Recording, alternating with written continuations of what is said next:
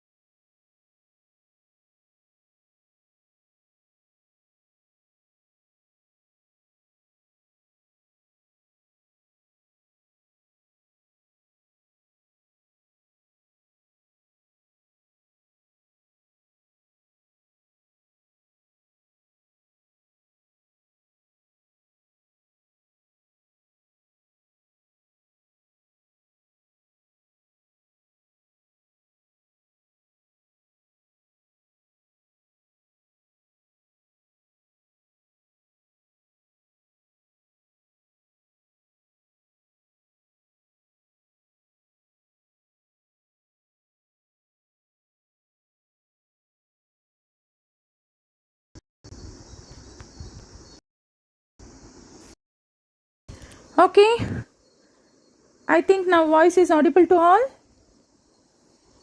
Today more problem on settings.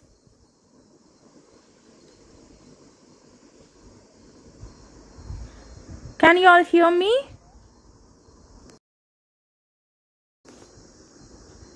Okay, fine. If it is audible, fine. Now there will be video on how the reproduction takes place in plants.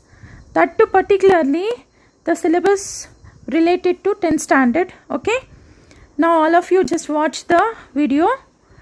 It clearly shows the complete information about how the sexual reproduction takes place in plants. Okay. Be alert and watch the video carefully.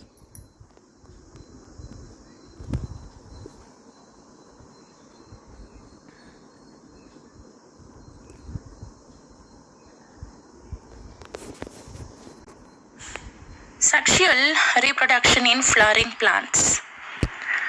The flowering plants are the angiosperms. The reproductive parts of angiosperms are located in the flower. The flower has sepals, petals, stamens, and pistils. Stamens and pistils are reproductive part of the flower, which contain the germ cells. The flowers can be differentiated as unisexual and bisexual. Unisexual flowers, it contains either stamens or pistil. Or bisexual, it may contain both stamen and pistil. Stamen is the male reproductive part. It produces pollen grains and they are yellowish in color. And the pistil is present in the center of the flower and that is referred as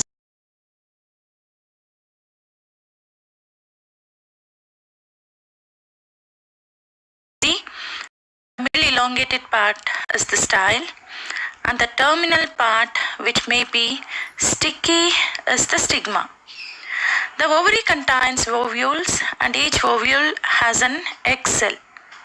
The male germ cell produced by pollen grain fuses with female gamete present in the ovule. This fusion of germ cells or fertilization gives us the zygote, which is capable of growing into new plant. So by this diagram we come to know that only the pistil and the stamen are mainly involved in the reproduction.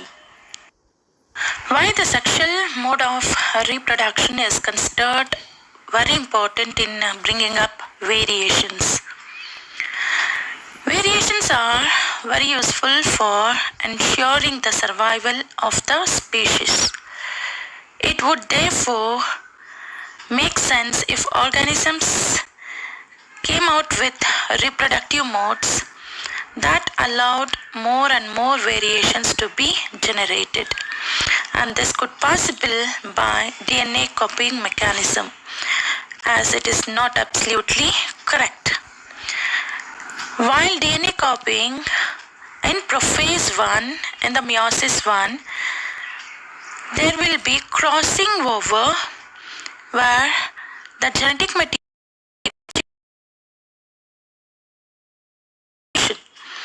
and that results in DNA copying, and DNA copying always replicates, and when it replicates, the changes, the variations will be affected on new organisms. Since all of these variations are in living individuals, it is assured that they do not have any really bad effects. The combining variations from two or more individuals would thus create new combination of variations. Each combination would be new since it would involve in two different individuals, that is reproduction. Possible bisexual reproduction that could bring the variations. The oral parts like sepal, petals, and rhizium, all these are connected to thalamus. These are neatly arranged on thalamus. Petals, sepals, no role in bringing up reproduction in the plants. Petals are attractive parts which attracts the insects. In turn, insects bring pollination. Ovary comprise ovules. Ovules are the female gametes. They are very important. The other one is stamen. Stamen is male reproductive structure comprising anther and filament. Anther comprise yellow dusty powder called pollen. These pollen comprise male gametes.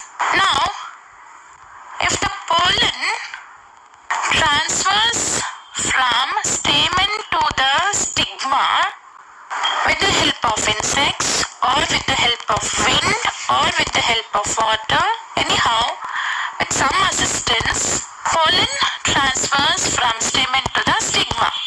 This is bisexual flower.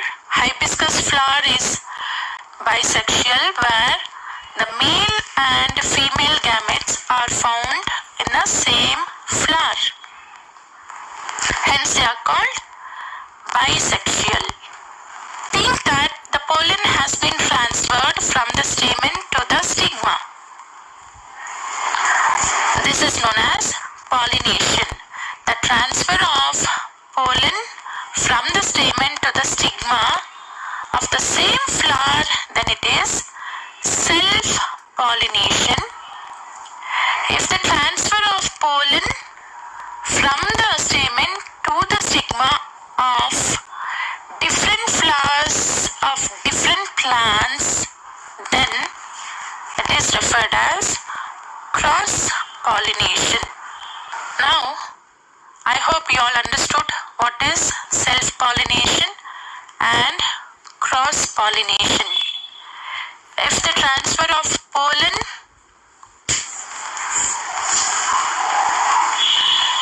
from the stamen to stigma of the same flower of the same plant, then it is self-pollination.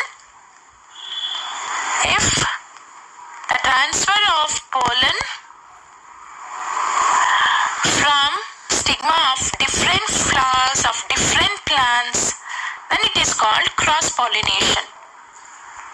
Even we discussed which brings more variations. Either it is self-pollination or cross-pollination. Definitely, cross-pollination is very, very important to bring more variations. Very simple. If someone asks you how the plants are increased, the answer is very simple. You will say it as by the seeds. By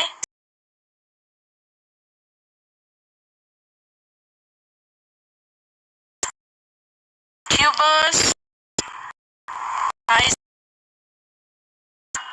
methods, we see only asexual method of replication of plants.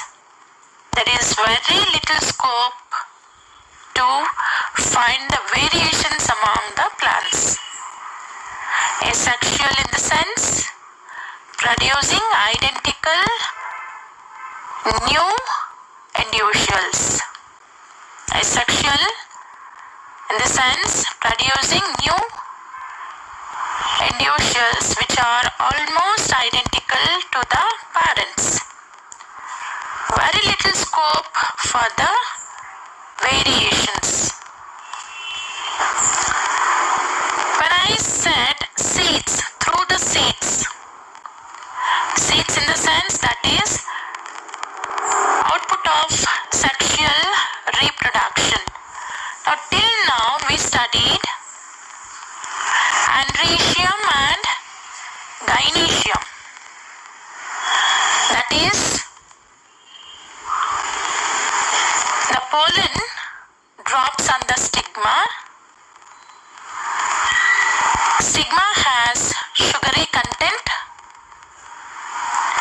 that helps the pollen to germinate.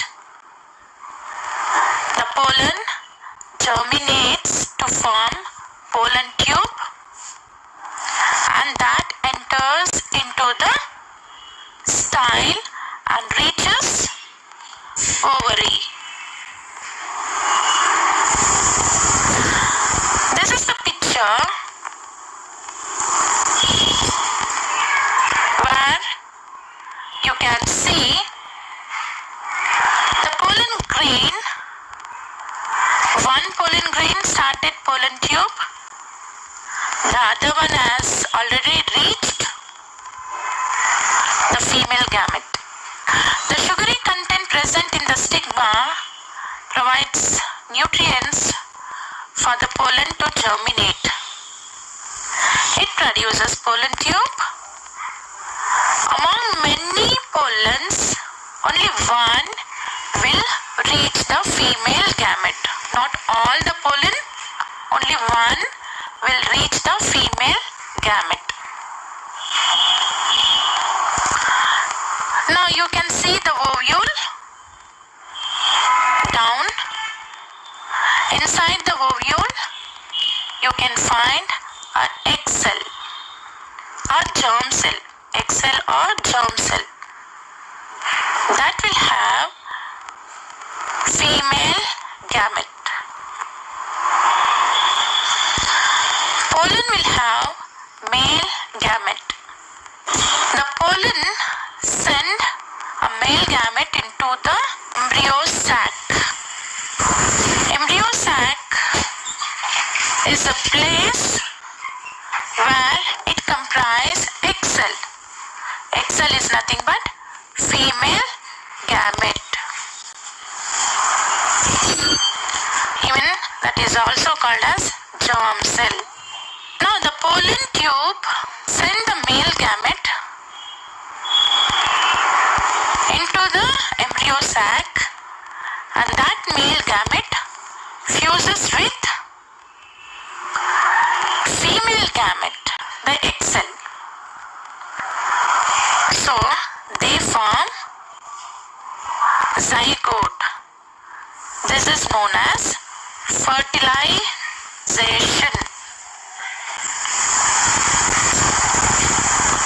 What is fertilization? The fusion of male and female gamete to form zygote is fertilization. Soon after fertilization,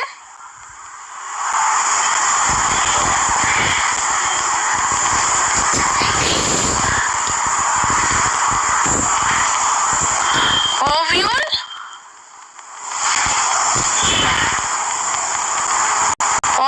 forms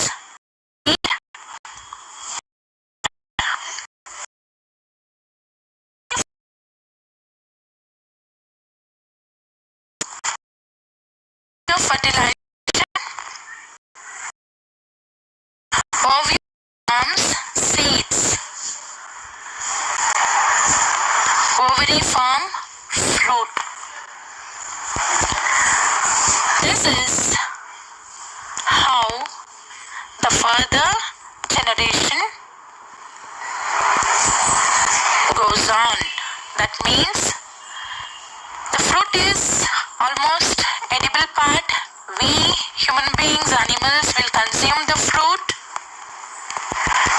and the seed, very important, which helps in replication of the plants by sexual mode of reproduction. The plants replicates by two ways. One, by asexual mode,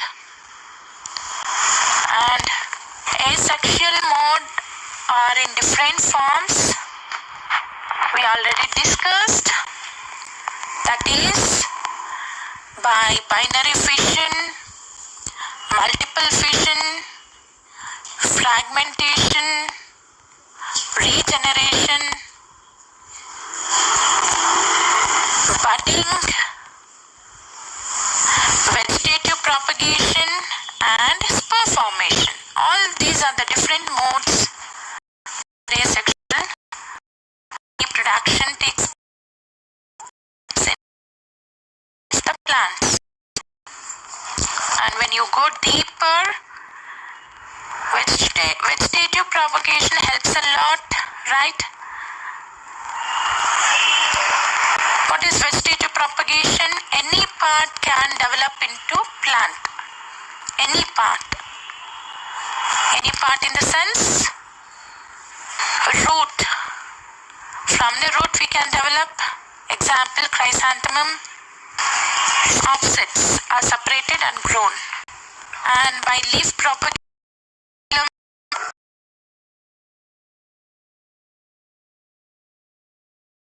thousands of plants by leaf. So, bryophyllum is example for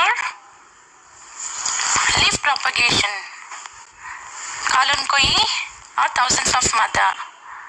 And even by suckers, stolon, offsets, runners. These are the some of the way where asexually we can produce or we can replicate the plants.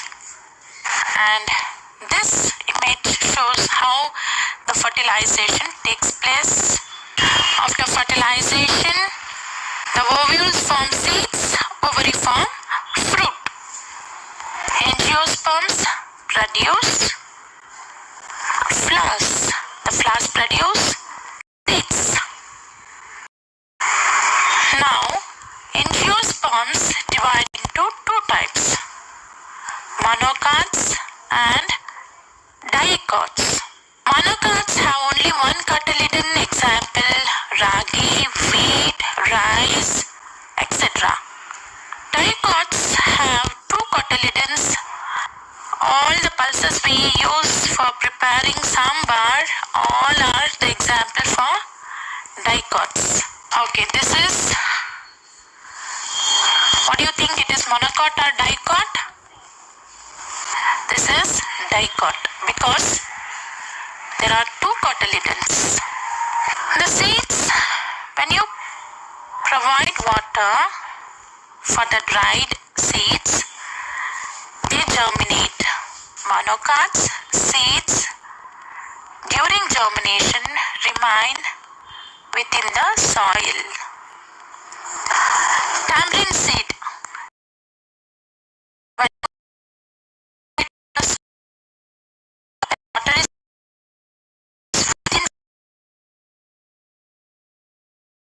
remains above the soil. You can differentiate it as monocot or dicot. How? Yes, very simple. Monocot leaves are elongated and they show parallel venation. The mustard seeds. Do you think that mustard are monocots? Definitely no. Mustard is a dicot. It is not monocot. It has two cotyledons. When you place the seeds, it produces the sapling where the cotyledons come outside from the soil. That means it is dicot. Leaf shows reticulate venation. Reticulate venation. This is how we can differentiate the monocots and dicots with the help of venations. Monocot shows parallel venation. Dicot shows reticulate venation. When the seed germinate, you can find two important parts. As you see in the picture, the part system. Remember, the plumule develop as shoot system. The other one is radicle. Radicle develop as root system. So this is the image shows binary fission. Multiple fission. There is no male and female gametes here. It is asexual mode of reproduction. This is also asexual mode of reproduction. A single cell divides into more bits and each bit develops as a new organism. This is known as multiple fission. And these are different modes. The first plants by the tubers, separate the tuber, and tuber will develop as a new plant. And the fourth diagram, as you see, by budding. Budding is a process. External growth takes place, and the last one is binary fission. That is, one organism develop into two new individual organisms by dividing into two equal halves. Runners are the part from aerial part from the shoot. Runners always comes from the shoot. Now you can see stolons comes from the root.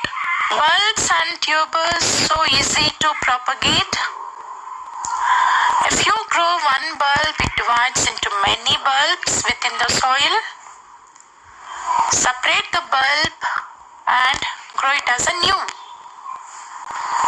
Potato is very good example for tubers. Onion is good example for the bulbs. Rhizomes is other mode where the plants are easily propagated by the rhizomes. So this is the image how the sexual reproduction takes place in the plants. So flowers are very essential for bringing up sexual mode of reproduction in the plants. The cycle goes on repeating. The plant produces flowers. The flowers produces male gamete and female gamete. The female gamete receives the male gamete by pollen tube. How? The pollen drops on the stigma by pollination. It develops pollen tube. Pollen tube enters embryo sac and reaches egg cell and fusion of male and female gamete takes place. Now, when you place a seed, immediately don't germinate. What is required? It required sunlight, temperature, and the water. With the help of these three things, the seed will germinate. You can see the germinated seed, there is two parts. One is green part, one is yellowish part. The green part is called plumule. The yellowish part is called radicle. You can see leaf propagation, offset, rhizomes, tubers.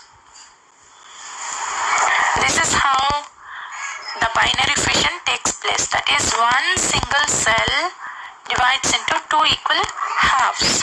That is known as binary fission. This is how the fertilization takes place. This reproduction is very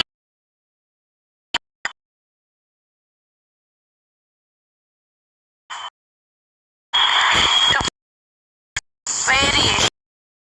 The flowers, they undergo process called meiosis. During meiosis, what is meiosis? It is cell division. It is a kind of cell division. Where the meiosis takes place? Only in the pistil and in the stamen. Nowhere. Nowhere takes place. Only in the pistil and the stamen.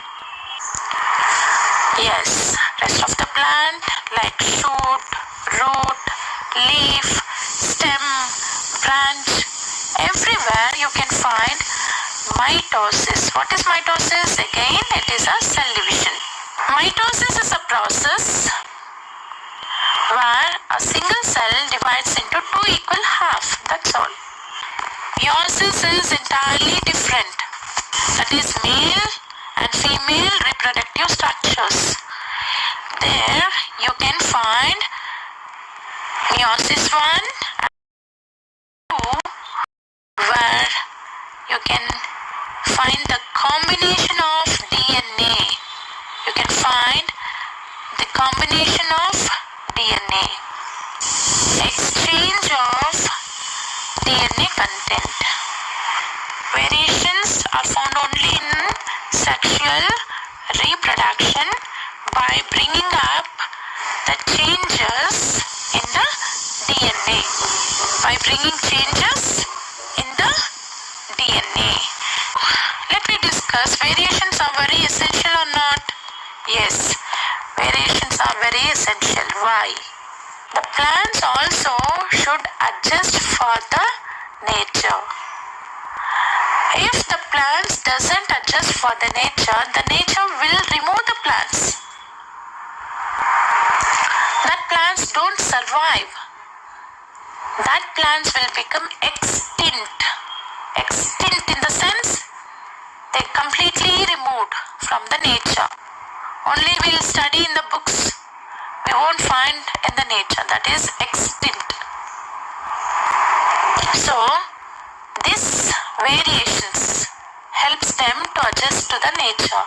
Always variations are very helpful for adaptation, so that we can adapt for this nature.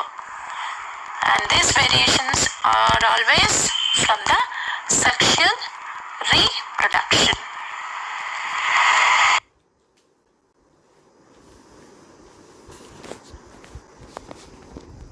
Okay, all of you gone through the Sugary content.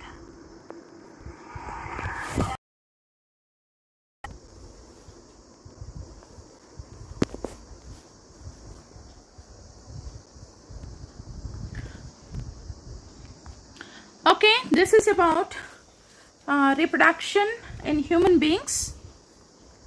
So how do the reproduction takes place in human beings?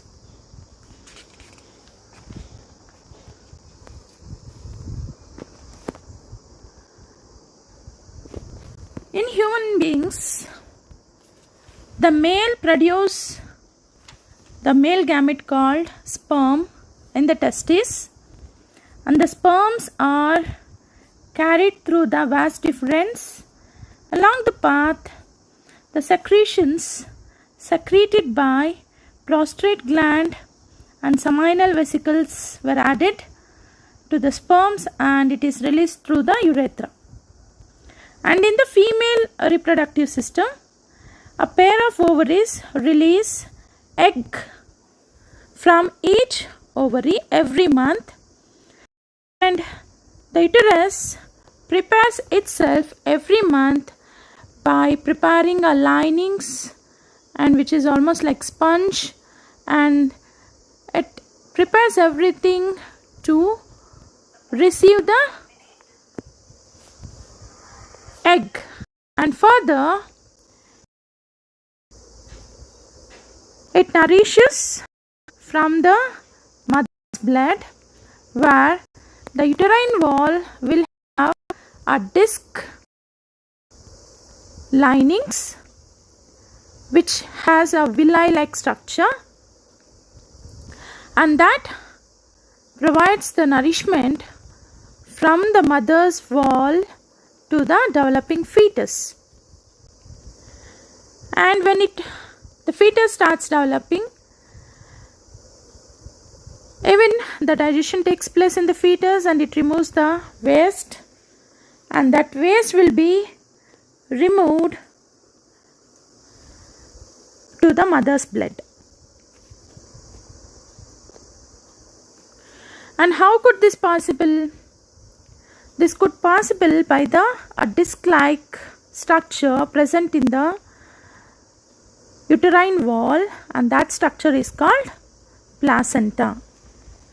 Placenta provides the nourishment from the mother's blood to the fetus, and it removes blood. Now, in case the fertilization doesn't occur, if the egg is not fertilized by the sperm, then what happens? The complete lining will be discarded as a bleed, and that is known as menstruation cycle. So,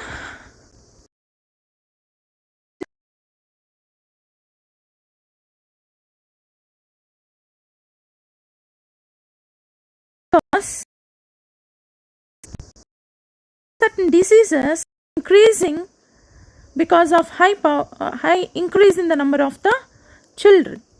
So government declared that each family should have 1 or 2 children. So if you have only 1 or 2 children in a family, that family can lead with a quality life. A family with 10 members, they cannot have a quality life.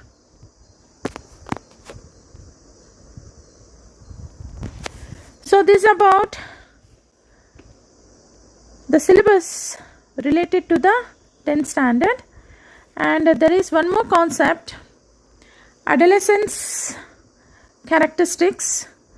So adolescent characteristics video, I'll be sending the link to the group. You can go through that. So this completes today's session. So we'll meet tomorrow, the next upcoming session. So thank you one and all.